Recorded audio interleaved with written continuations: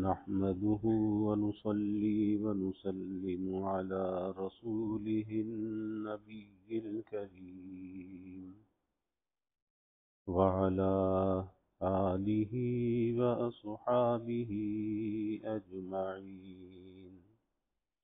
اللهم صل على سيدنا ومولانا محمد وعلى آل سيدنا ومولانا محمد وبارك وسلم صلاة وسلاما كثيرا كثيرا.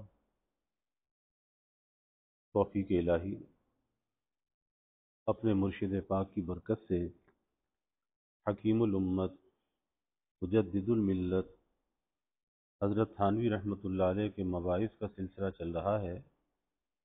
تعظیم العلم کے نام سے حضرت کا یہ بات چل رہا ہے، جس میں بات چل رہی تھی کہ ایک دعا کی قبولیت ہے اور ایک دعا کی قبولیت کا ظہور ہے.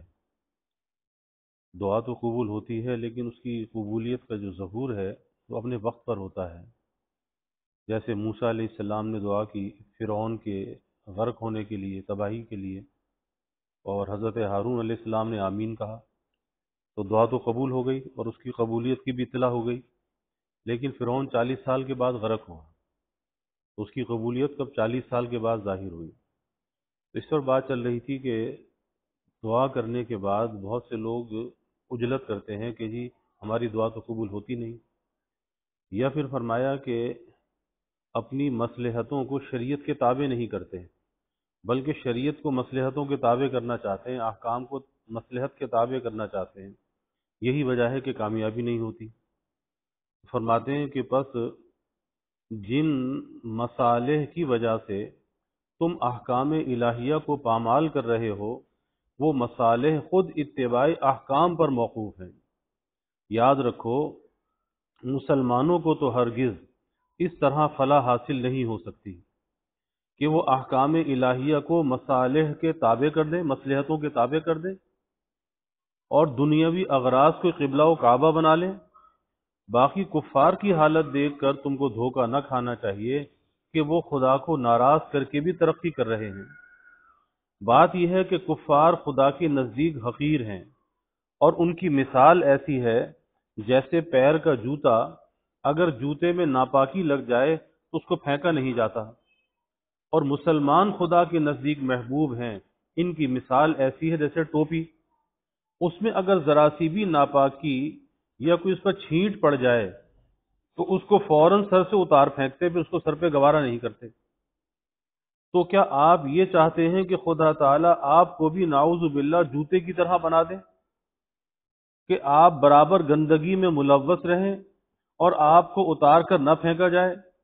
صاحبو، حق تعالیٰ آپ کو ٹوپی کی طرح معزز بنانا چاہتے ہیں، لیکن اس کی عزت یہی ہے کہ جہاں ذرا اس میں ناپاکی لگ جائے فوراً سر سے اتار دی جائے.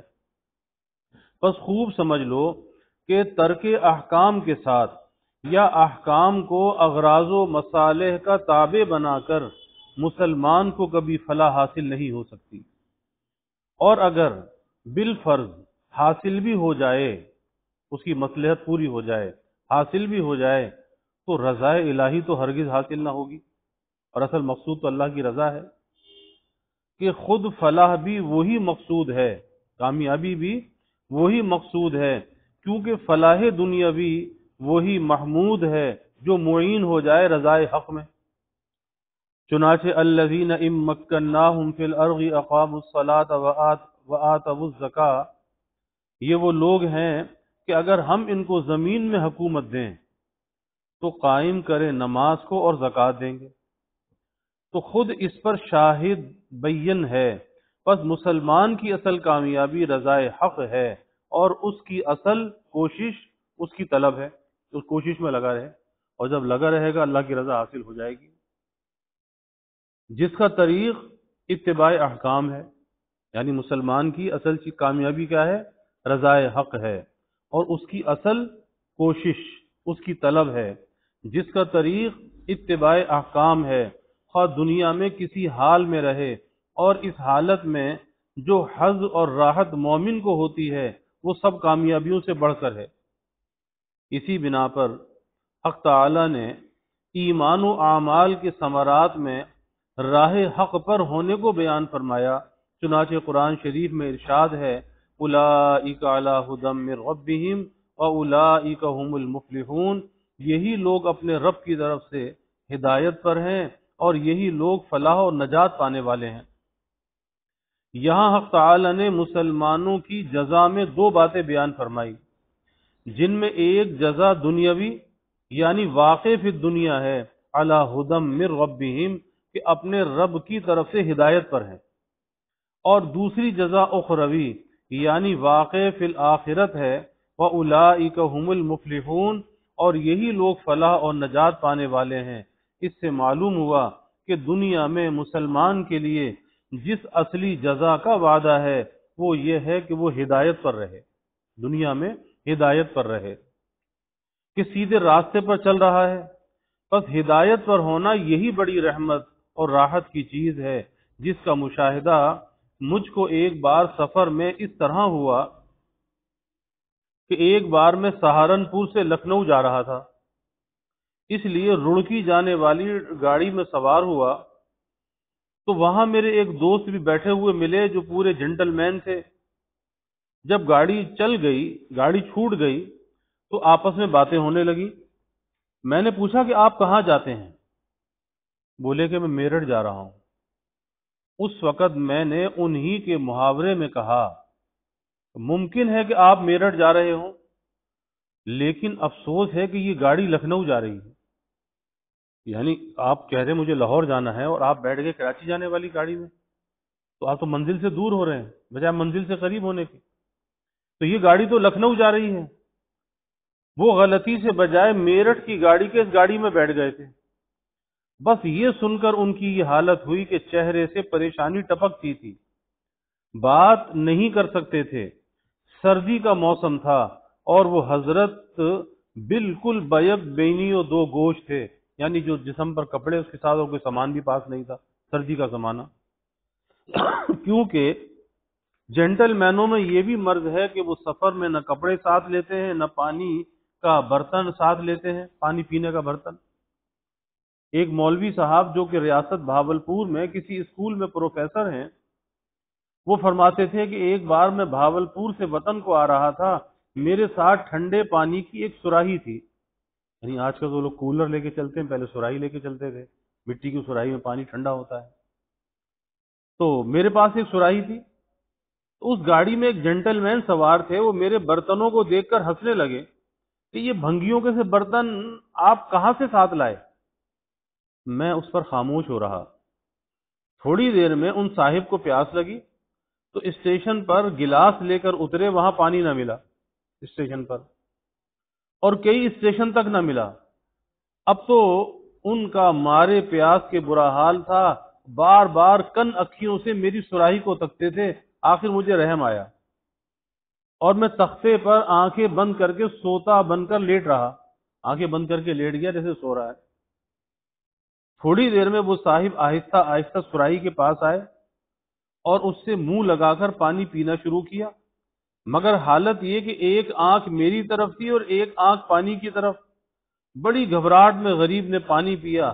میرے جی میں آیا کہ فوراً اس کا ہاتھ پکڑ لوں، مگر میں نے خیال کیا کہ بیچارہ پیاسا ہے، جب پانی پی چکے گا پھر سمجھوں گا۔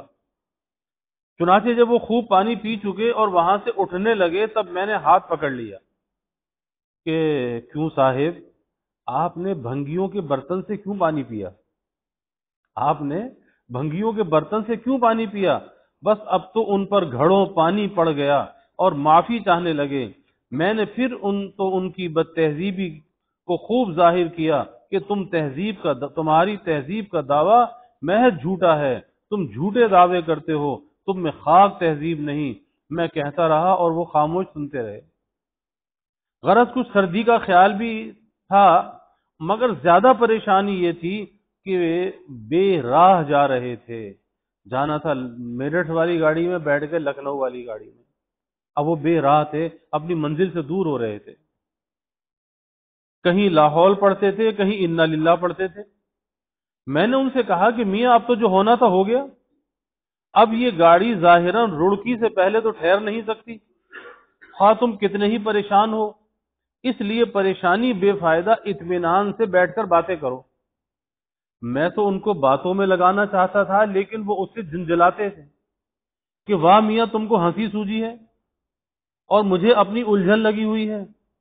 اس حکایت سے میرا مقصود یہ ہے کہ میں نے اس وقت اپنی اور ان کی حالت کا موازنہ کیا۔ اب یہ سبق ہے اس کے اندر، میں نے اپنی اور ان کی حالت کا موازنہ کیا تو ظاہر ہے کہ رڑکی کے پہنچنے سے پہلے نہ میں لکھنؤ پہنچا تھا، نہ ان کو میرٹھ جانا کچھ زیادہ دشوار ہو گیا تھا، لیکن پھر بھی میں اپنے آپ کو ایسا مطمئن پاتا تھا گویا کہ بادشاہ تھا، کیونکہ مجھ کو اس خیال سے راحت تھی کہ میں راہ پر ہوں، صحیح راستے پر، صحیح سمت میں جا رہا ہوں۔ اور وہ ایسے پریشان تھے جیسے کوئی مجرم پنجرے میں قید کر دیا جائے۔ ان کو اس خیال سے الجھن تھی کہ میں راہ پر نہیں ہوں۔ اسی طرح جو لوگ پیادہ سفر کرتے ہیں، جب وہ راستہ بھولتے ہیں، اس وقت کوئی ان کی پریشانی دیکھے کہ ایک ایک قدم من بھر کا ہو جاتا ہے، یعنی پیر اٹھا کر چلنا مشکل ہو جاتا ہے کہ راستہ بھول گئے، چلنا دشوار ہو جاتا ہے۔ اب تو آپ سمجھ گئے کہ واقعی ہدایت پر ہونا بڑی رحمت ہے۔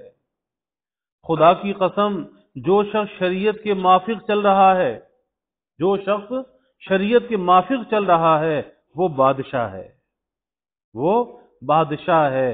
وہ ظاہر میں سلطنت نہ ہو لیکن ہے بادشاہ، اور جو شخص شریعت سے ہٹا ہوا ہو وہ پنجرے میں مقید ہے، وہ ظاہر میں بادشاہ ہو۔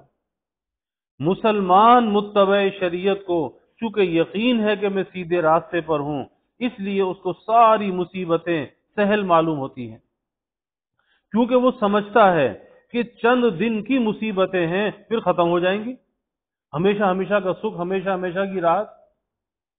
کفار کو یہ دولت نصیب نہیں، کیونکہ ان کو اپنی نجات کا کسی صحیح دلیل سے یقین ہی نہیں۔ اور باطل کا خاصہ یہی ہے کہ اس سے اطمینان اور سکون کبھی حاصل ہوتا ہی نہیں۔ ہاں، کوئی جہل مرکب میں مبتلا ہو تو اور بات ہے، مگر اس کو بھی اہل حق کے برابر ہرگز اطمینان نصیب نہیں ہو سکتا۔ چنانچہ مصائب کے وقت جس قدر استقلال اہل حق میں ہوتا ہے، کسی جماعت میں نہیں ہوتا۔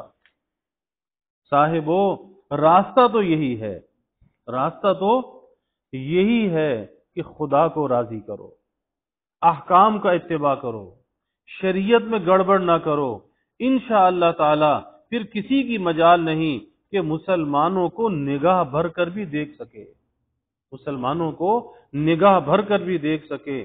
باقی جو راستہ تم نے اختیار کر رکھا ہے اس کی تو یہ حالت ہے، ترسم نہ رسی بکعبہ اے اعرابی، کی راہ کے تو می روی بتر کستانس، کہ اے اعرابی مجھ کو اندیشہ ہے کہ تو کعبے نہ پہنچے گا، اس لیے کہ جو راستہ تو نے اختیار کیا ہے وہ تو ترکستان کا ہے اور تو جانا چاہتا ہے کعبے۔ خدا کی قسم، اگر ہم کو پخانہ اٹھانا پڑے اور خدا ہم سے راضی ہو تو وہی ہمارے لیے سلطنت ہے، اور اگر خدا راضی نہ ہو تو لعنت ہے ایسی سلطنت پر جو خدا کو ناراض کر کے حاصل کی جائے۔ یاد رکھو، سلطنت کوئی تقرب اللہ کا سبب نہیں ہے، سلطنت، بادشاہت، منصب تقرب اللہ کا سبب نہیں ہے۔ بعض انبیاء علیہ السلام ایسے بھی ہوئے کہ جن کو ساری عمر سلطنت نصیب نہیں ہوئی۔ حدیث میں آیا ہے کہ ایک نبی کے ساتھ صرف ایک ہی آدمی ہوگا اور بعض کے ساتھ ایک بھی نہ ہوگا، تو کیا سلطنت نہ ہونے سے ان انبیاء کے درجے میں کوئی کمی آ گئی؟ اگر محض سلطنت کوئی چیز قرب کی ہوتی، سلطنت کوئی قرب کی چیز ہوتی تو پھر فرعون بڑا مقرب ہونا چاہیے تھا، جس نے 400 برس تک نہایت شان و شوکت کے ساتھ سلطنت کی۔ لا حول ولا قوت الا باللہ۔ واللہ اس نبی کے مرتبے کے سامنے جن کے ساتھ صرف ایک آدمی ہوگا یا ایک آدمی بھی نہ ہوگا، سلطنت فرعون کی کچھ بھی حقیقت نہیں۔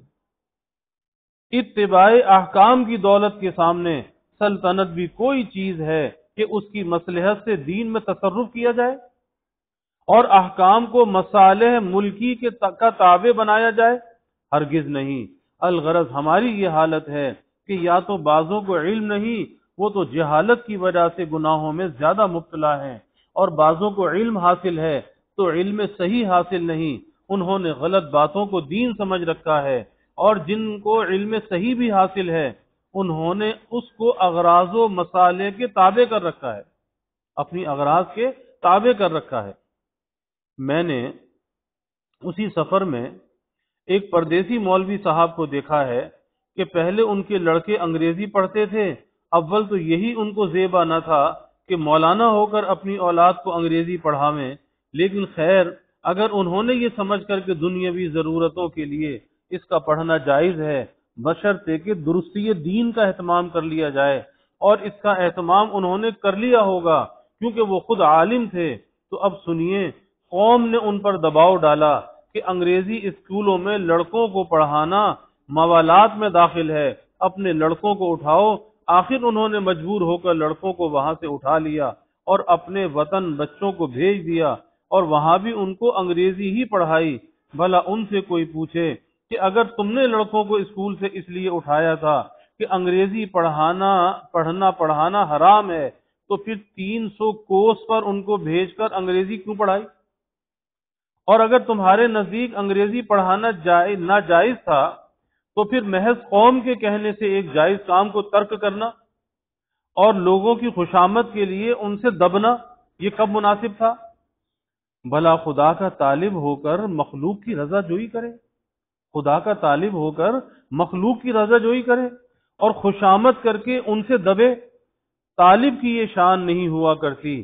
واللہ اہل علم کا تو یہ حال ہونا چاہیے، اے دل آں بکے خراب از میں گلگلوں باشی، بے زر و گنج بسد حشمت قارون باشی، کہ اے دل وہ بہتر ہے کہ سرخ شراب و عشق الہی سے تو مست رہے، بغیر سونے چاندی کے خزانوں کے تو دولت مند بن جائے گا، اللہ کے عشق و محبت میں ڈوبا رہے۔ ان کو اپنی فقیری میں مست رہنا چاہیے، اہل علم کو اپنی فقیری میں مست رہنا چاہیے، اور کسی مالدار یا رئیس سے دین کے معاملے میں طمع یا ملامت کی وجہ سے نہ دبنا چاہیے، اور اگر کوئی برا بھلا کہے تو کہنے دو، اس کی ہرگز پرواہ نہ کرو۔ خدا کے طالب ہو کر کسی کی ملامت و طعنے کی پرواہ نہ ہونی چاہیے۔ ہاں اگر کسی جگہ خوف کی صورت ہو تو شریعت سے استفتاء کرو، اگر وہ موقع خوف میں درجہ اکراہ سمجھ کر تم کو معذور سمجھے تو دبنے کا بھی مذائقہ نہیں، لیکن طمع اور حرص اور خوف زوال منفعت کی وجہ سے دبنا ہرگز نہ چاہیے کہ میرا کوئی فائدہ فوت ہو جائے گا اس لیے کسی سے دب جائے، تو اس کے لیے نہیں دبنا چاہیے۔ اس میں علاوہ ذلت عند اللہ کے، یعنی اپنی منفعت کی وجہ سے اگر لوگوں سے دبا، اس میں علاوہ ذلت عند اللہ کے لوگوں میں بھی عزت نہیں ہوتی۔ خدا کی قسم، جن عوام کی یہ پرواہ کرتے ہیں اور چاہتے ہیں کہ یہ ہمارے ساتھ لگے لپٹے رہیں، ہم کو چھوڑ کر الگ نہ ہو جائیں، اول یہ لوگ انہی کی نظر سے گرتے ہیں، کیونکہ حرص و طمع چھپی نہیں رہتی اور حریص کی عزت لوگوں کی نظروں میں گر جاتی ہے۔ فرمایا کہ وہ کھانا بہت برا جس کو ذلت سے کمایا جائے، انجام کار یہ ہوگا کہ ہانڈی تو چڑھی ہوئی ہوگی اور عزت گری ہوئی۔ ایک لطیفہ یاد آیا کہ لکھنؤ میں ایک کھانا پکتا ہے جس کو شب دیگ کہتے ہیں، شب دیگ یعنی رات کی دیگ۔ ایک طالب علم نے اس کا ترجمہ لیلۃ القدر بکسر القاف کی رات کی دیگ کیا تھا، کہ شب کا ترجمہ لیلہ اور دیگ کا ترجمہ قدر، بس لیلۃ القدر بن گیا۔ خوب سوجی، لیلۃ القدر تو شب قدر کو سنا کرتے تھے، اس نے لیلۃ القدر بھی ایجاد کر دی۔ خیر یہ تو ایک لطیفہ تھا، مقصود یہ ہے کہ مسلمانوں کو ہر حال میں احکام شرعیہ کو اپنا رہنما بنانا چاہیے، خواہ مال ملے یا نہ ملے، جاہ حاصل ہو یا نہ ہو، طعنے سننے پڑے یا تعریف، کسی بات کی پرواہ نہ کرنی چاہیے. کسی کے برا کہنے سے انسان برا نہیں ہو جاتا اور کسی کے بھلا کہنے سے اچھا نہیں ہو جاتا. یاد رکھو اگر تم خدا کے نزدیک اچھے ہو تو چاہے ساری مخلوق تم کو کافر، فاسق اور زندیق کہے، کچھ اندیشہ نہیں، کوئی فکر کی بات نہیں. اور اگر خدا کے نزدیک مردود ہو تو چاہے ساری دنیا تم کو غوث اور قطب کہے، اس سے کچھ بھی نفع نہیں.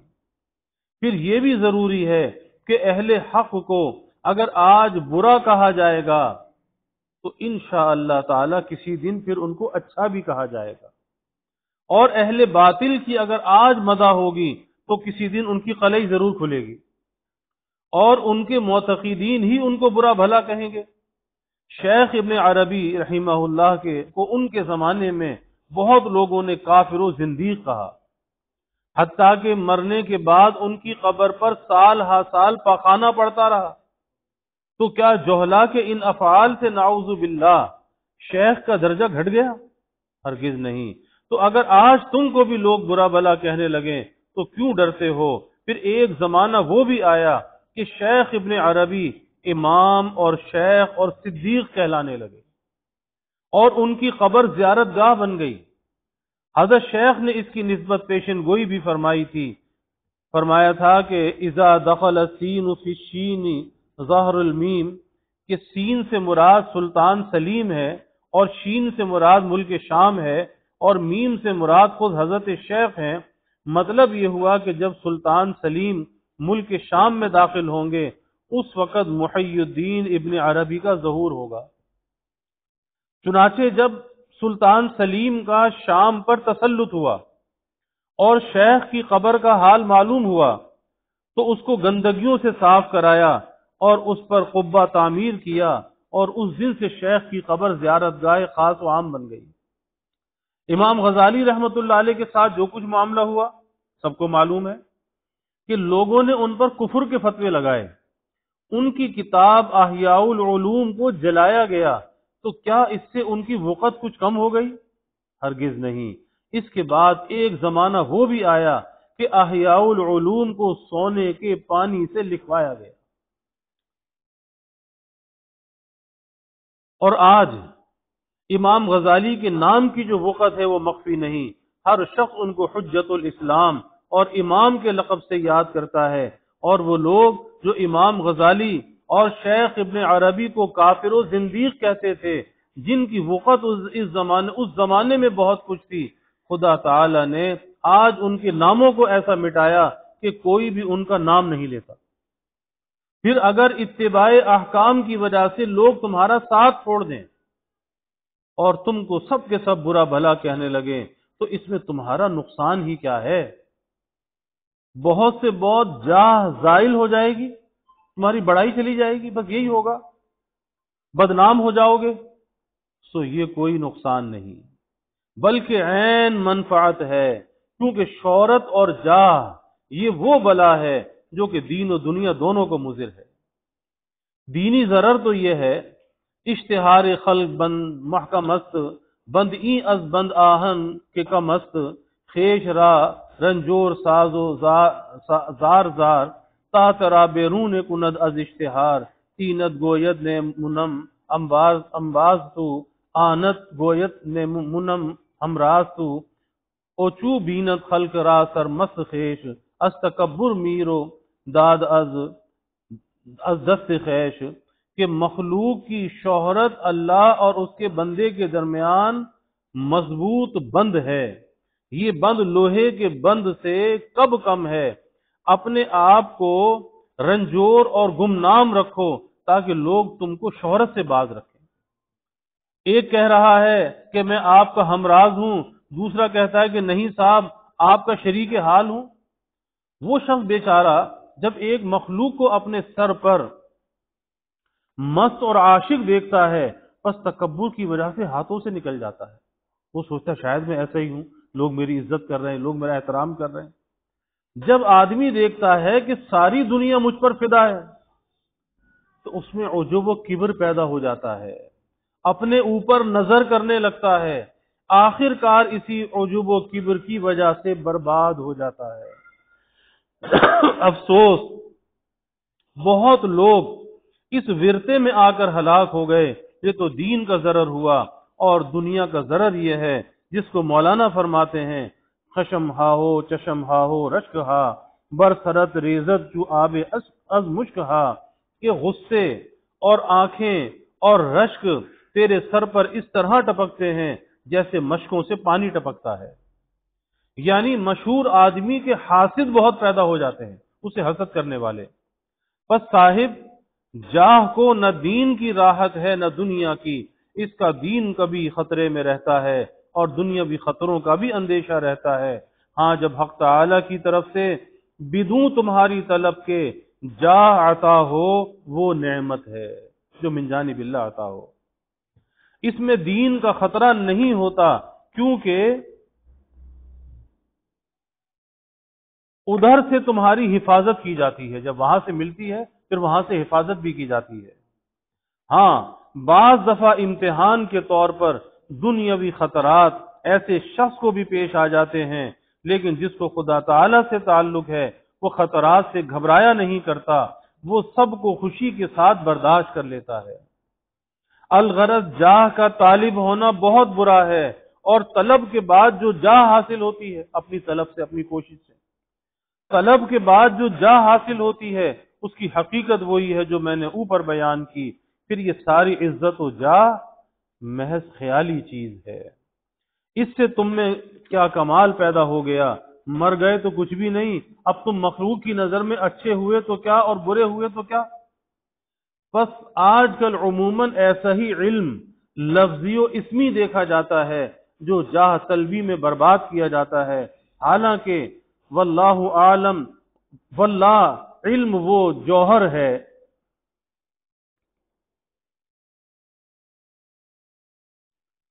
واللہ علم وہ جوہر ہے کہ اس میں خود ایسی لذت ہے کہ جس کے سامنے سلطنت اور مال و دولت اور جاہ و عزت سب ہیچ ہے۔ مگر ایسا علم محض کتاب خوانی سے میسر نہیں ہوتا، در کنز و ہدایا نتما یاب خدا را، کہ محض کنز و ہدایا پڑھتے خدا تعالیٰ کو نہیں پا سکتے۔ یہ علم تو اس طرح حاصل ہوگا: قال را بگزار مرد حال شو، پیش مرد کامل پامال شو۔ ارے قال کو چھوڑو، حال پیدا کرو، اور اس حال کو پیدا کرنے کے لیے کسی کامل کی جوتیوں میں جا کر پامال ہو جاؤ۔ اگر یہ دولت حاصل کرنا چاہتے ہو تو کسی کی جوتیوں میں جا کر پامال ہو جاؤ۔ اگر وہ سر پر جوتے بھی مارے تو خوش رہو، پھر چند روز کے بعد دیکھنا تمہارے دل میں کیسا استغنا پیدا ہوتا ہے، جو بادشاہوں کو بھی نصیب نہ ہوا ہوگا۔ لیکن آج کل یہی تو بات نہیں رہی۔ مولوی اول تو اہل اللہ کے سامنے جاتے نہیں، وہ سمجھتے ہیں کہ بس ہم عالم ہو گئے، اب ہم کو کسی کی کیا ضرورت ہے، اور اگر کبھی پیر کی تلاش کا خیال ہوگا اور کسی کے یہاں جائیں گے تو ایسی جگہ تلاش کریں گے جہاں ان کی قدر ہو، اور مشائخ بھی علم کا ادب کر کے علماء کی قدر زیادہ کرتے ہیں۔ اب یہ حضرت اس کے منتظر ہوتے ہیں کہ پیر صاحب مجھے خلافت بھی عطا کر دیں۔ پھر غضب یہ ہے کہ بعض پیر بھی آج کل ایسے ہیں جو یہ سمجھ کر کہ یہ عالم ہم سے وابستہ رہیں گے تو ان کی وجہ سے ہمارا سلسلہ بڑھے گا، ایسوں کو خلافت بھی دے دیتے ہیں۔ خوب یاد رکھو، ایسے طالب بھی خائن ہیں اور ایسے پیر بھی خائن ہیں۔ بھلا اگر کسی مریض کو آپریشن کی ضرورت ہو اور ڈاکٹر اس خیال سے کہ یہ مریض مجھ سے خوش رہے گا تو زیادہ انعام دے گا، بجائے آپریشن کے اس کے زخم پر مرہم لگا دے، تو کیا وہ ڈاکٹر خائن نہیں؟ یقیناً اس نے خیانت کی اور بڑا ظلم کیا۔ پس اے وہ شیخ جو کہ مریدوں کے مقدر ہو جانے کے خوف سے ان کے امراض پر ان کو متنبع نہیں کرتا، خدا کے واسطے تو ان کے حال پر رحم کر۔ اور اے وہ ڈاکٹر جو آپریشن کی جگہ مرہم لگا رہا ہے، خدا کے لیے ایسا ظلم نہ کر، ورنہ یاد رکھ آج اگر یہ مریض تجھ سے خوش ہو بھی گیا تو کل کو جب یہ زخم ناسور بن جائے گا اس وقت یہ تیرے اوپر لعنت بھیجے گا۔ اسی طرح میں طالب سے کہتا ہوں کہ تجھ کو طبیب کے نشتروں پر صبر کرنا چاہیے۔ جو نشتر لگے، ناگواریاں پیش آئیں، کوئی مجاہدہ ہو، سختی ہو، تو صبر کرنا چاہیے، جب ہی یہ ناسور اچھے ہو سکتے ہیں۔ نرم گویت گرم گویت خوش بگیر، تارہاہی یابی از ناز سعیر، کہ اس کی نرمی و گرمی کو خوشی سے برداشت کرو تاکہ تم دوزخ کی آگ سے رہائی پا سکو۔ اور اگر یہ نہیں بلکہ تم ہر ڈانٹ پر غصے ہونے لگے تو اس طرح تمہاری صحت دشوار ہے۔ بھلا اگر کسی کے ناسور ہو اور وہ نشتر کے چبھانے پر طبیب سے خفا ہونے لگے تو اس کی تندرستی کی کیا امید ہو سکتی ہے؟ وزا بہر زخمے تو پر کینا شوی، پس کجا سیقل چو آئینہ شوی، کہ اگر ہر زخم پر کینا ہوتے ہو، اگر ہر زخم پر کینا ہوتے ہو، یعنی مرشد کی ہر تنبیہ پر ناک بہوں چڑھاتے ہو، تو کس طرح قلب مثل آئینے کے صاف ہو سکتا ہے؟ مولانا نے اس مضمون کو ایک حکایت کے ضمن میں تفصیل سے بیان فرمایا۔ حکایت یہ ہے کہ ایک شخص ایک گودنے والے کے پاس گیا کہ میری پشت پر شیر کی تصویر بنا دے۔ اس نے اپنا کام شروع کیا، ایک جگہ سوئی کو لگایا، اس نے آہ کی اور اس نے پوچھا کہ کیا بنا رہے ہو؟ کہا کہ منہ بنا رہا ہوں۔ کہنے لگا کہ یہ شیر کھائے گا پیے گا تھوڑا ہی، جو اس کو منہ کی ضرورت ہو بس منہ کو رہنے دو۔ اس نے دوسری جگہ سوئی کو کٹ سے چبویا، آپ نے پھر آہ کی، اب پوچھا کہ کیا بنا رہے ہو؟ کہا کہ دم بنا رہا ہوں۔ کہنے لگا کہ بازے دم کٹے شہر بھی ہیں، دم کی کیا ضرورت ہے، کچھ اور بناؤ، اس کو بھی رہنے دو۔ اس نے تیسری جگہ سوئی کو چبویا، اس نے پھر آہ کی کہ اب کیا بنا رہے ہو؟ کہا کہ آنکھیں۔ بولا کہ اس کو آنکھوں کی کیا ضرورت ہے، کوئی دیکھنا تھوڑا ہی ہے، اس کو بھی چھوڑو۔ اس نے چوتھی جگہ سوئی کو چبویا، آپ نے پھر آہ کی کہ اب کیا بنا رہے ہو؟ کہا کہ شکم۔ کہنے لگا کہ اوہ ہو، اسے شکم کی کیا ضرورت ہے، کچھ کھانا پینا تھوڑا ہی ہے۔ تو مصور نے جھلا کر سوئی پھینک دی اور کہنے لگا شیر بے گوش و سر و شکم کے دید، این چنی شیر خدا ہم نہ فرید، کہ شیر بے دم اور سر اور پیٹ کا کسی نے دیکھا ہے؟ ایسا شیر تو خدا نے بھی نہیں بنایا، خدا نے بھی نہیں پیدا کیا۔ بندہ خدا، ایسا شیر تو خدا نے بھی پیدا نہیں کیا جس کے نہ شکم ہو، نہ منہ ہو، نہ دم ہو، نہ آنکھیں۔ جب تجھ کو سوئی کی تکلیف برداشت نہیں، سوئی کی تکلیف پر صبر نہیں، تو پھر شیر کی تصویر ہی کیوں بنواتا ہے؟ جا اپنا کام کر، چوں نہ داری طاقت سوزن زدن، بس تو از شیر زیاں کم دم بزن، یعنی جب تم میں سوئی چبھنے کی طاقت نہیں تو تم شیر ہونے کا دعویٰ مت کرو۔ صاحبو، اگر علم حقیقی اور علم نافع حاصل کرنا چاہتے ہو تو اس کا تو یہی راستہ ہے، یہی طریقہ ہے، نشتر اور زخم کھانے پڑیں گے، یعنی اپنی طرف سے اس کے لیے بھی آمادہ ہونا پڑے گا۔ باقی اس کا میں تم کو اطمینان دلاتا ہوں کہ جب تم اپنی طرف سے ہر طرح کی ذلت اور رسوائی کے لیے آمادہ ہو جاؤ گے تو پھر مشائخ کاملین تم سے سختی کا برتاؤ نہ کریں گے۔ یہ حضرات بہت رحم دل اور شفیق ہوتے ہیں، البتہ اگر تمہارے اندر عجب و کبر کا مادہ رہا تو پھر یہ ناسور تو آپریشن ہی سے اچھا ہوگا۔ اور اس کا راستہ یہی ہے کہ اگر یہ راستہ پسند نہیں تو پھر تمہارا اس منزل میں آنا ایسا ہوگا جس کی بابت ارشاد ہے وَلَيْسَ الْبِرَّ بِأَن تَأْتُوا الْبُيُوتَ مِن ظُهُورِهَا وَلَكِنَّ الْبِرَّ مَنِ اتَّقَىٰ وَأْتَى الْبُيُوتَ مِنْ أَبْوَابِهَا۔ اس میں کوئی فضیلت نہیں کہ گھروں میں ان کی پشت کی طرف سے آیا کرو، لیکن فضیلت یہی ہے کہ کوئی شخص حرام سے بچے اور گھروں میں ان کے دروازے سے آیا کرو۔ ہر کام اصول سے اور انتظام ہی سے اچھا ہوتا ہے، خلاف اصول جو کام ہوگا وہ خراب ہوگا۔ صاحبو، میں اس علم نافع کی ضرورت آپ کو بتلا رہا ہوں، یہ وہ علم ہے جو خلوص سے حاصل ہوتا ہے، اس کی کوشش کیجئے اور یاد رکھیے کہ احادیث و قرآن میں جہاں علم کی فضیلتیں مذکور ہیں وہاں یہی علم مراد ہے جو خلوص کے ساتھ حاصل ہو، اور جو علم طلب جاہ وغیرہ کے لیے ہو یا جو اغراض و مصالح کا تابع ہو تو وہ علم مراد نہیں۔ چنانچہ اس حدیث نے اس کا فیصلہ کر دیا جس میں حضور صلی اللہ علیہ وسلم نے 3 شخصوں کا حال بیان کیا۔ اللہ تعالیٰ فہم دی۔ الحمدللہ رب العالمین والعاقبۃ للمتقین۔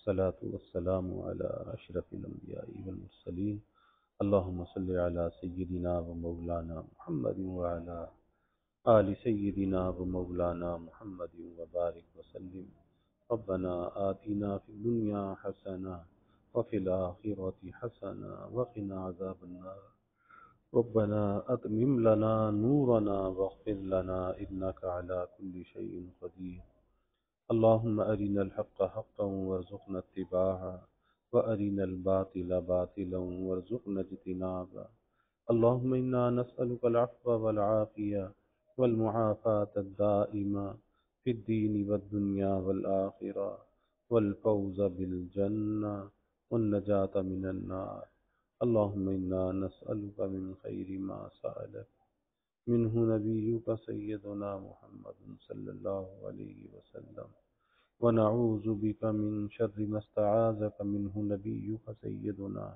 محمد صلى الله عليه وسلم وأنت المستعان وعليك البلاغ ولا حول ولا قوة إلا بالله وجزى الله عنا محمدا صلى الله عليه وسلم ما هو أهله وصلى الله تعالى وسلم على النبي آمين برحمته.